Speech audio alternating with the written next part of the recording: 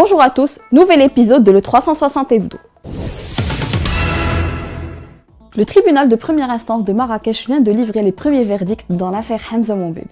Il faut compter 2 ans ferme pour l'influenceuse Soukaina Glamour, pareil pour le loueur de voitures Ednendi Moulferrari et le prétendu correspondant de presse Mohamed Daher. La peine est assortie du paiement d'une amende de 100 000 dirhams pour chacun des 3. Dounia Batma et Tissam Batma attendent leur tour. Les sœurs vont comparaître le 24 février prochain. En attendant, l'implication de la chanteuse dans cette affaire divise les Marrakechis. Certains la défendent, d'autres l'attaquent. On écoute.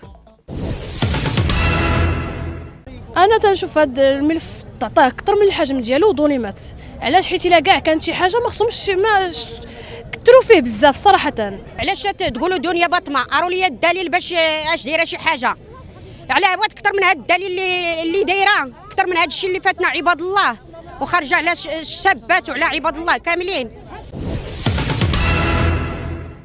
La Turquie a accepté, après un vif débat, de revoir l'accord de libre-échange avec le Maroc. Un accord qui s'est soldé par un déficit s'élevant à 1,2 milliard de dollars pour notre pays. En gros, le Maroc ne gagnait rien de cet accord avec la Turquie. Et pour cela, Moulay Hafid Al-Alami a demandé de trouver une solution pour préserver l'intérêt du royaume. Sinon, l'accord tombe. Cristallisant ce qui ressemble à de la prédation, BIM est dans le collimateur de MHE. La chaîne de supermarchés turque est appelée à donner une plus grande place aux produits marocains dans ses étalages. Ou de déguerpir. De son côté, BIM affirme que 85% de la marchandise exposée dans ces magasins provient du Maroc. Quand on fait un tour dans ces magasins, rien ne paraît cependant moins sûr. L'avocat Abdelatif Wahbi est le nouveau patron du PAM, et ce pour un mandat de 5 années. Fatem Zahra Al-Mansouri a été, elle, reconduite à la tête de ce conseil national et pour 5 années supplémentaires. Prochaine étape, la constitution du bureau politique qui doit se faire au plus tard 15 jours après l'élection du secrétaire général. Reste à savoir si ce parti peut encore jouer dans la cour des grands ou s'il n'est plus que l'ombre de ce qu'il aurait pu être. C'est la tendance du moment, les travailleurs domestiques étrangères. Recrutés par des familles riches et sont principalement philippines ou issus d'Afrique subsaharienne. Principaux avantages comparatifs avec les Marocains, la discrétion, maîtrise parfaite du français ou de l'anglais, un véritable plus quand on a des enfants. Et puis en riche, l'effet wow est garanti. Mais il y a un mais. Comme toutes les nounous et femmes de ménage marocaines, et avec l'absence de l'application stricte de la loi encadrant le travail domestique, certaines vivent un vrai calvaire. Détail avec France Yonga, secrétaire général de l'Organisation démocratique des travailleurs immigrés au Maroc.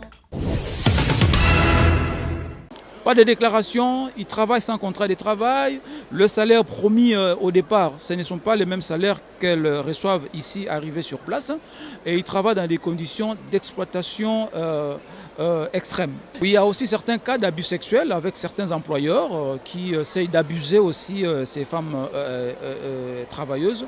Et quand vous refusez, et vous avez le problème soit d'être licencié ou on vous trouve un motif, soit disant que non, vous avez volé et vous avez cassé des trucs et voilà, c'est comme ça qu'à la fin, les salaires ne sont pas payés.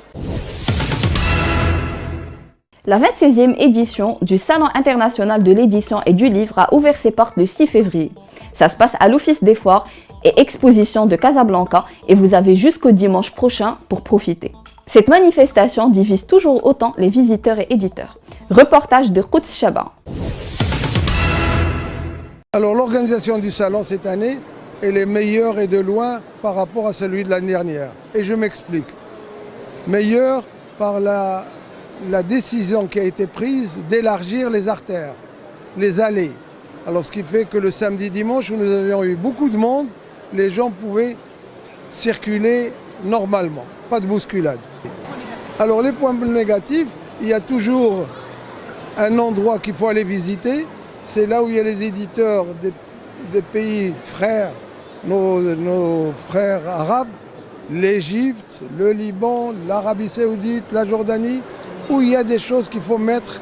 Moi j'ai tellement de respect pour le livre que je ne peux pas le mettre par terre. Et là c'est des montagnes de livres et j'espère qu'un jour on comprendra que c'est pas comme ça qu'on fête le livre. السنه الحمد لله كاين واحد شويه ديال المميزات بغض النظر على السنه اللي فاتت لا بالنسبه للتنظيم ولا بالنسبه للمبيعات الحمد لله. Merci de nous avoir suivis. Rendez-vous vendredi prochain.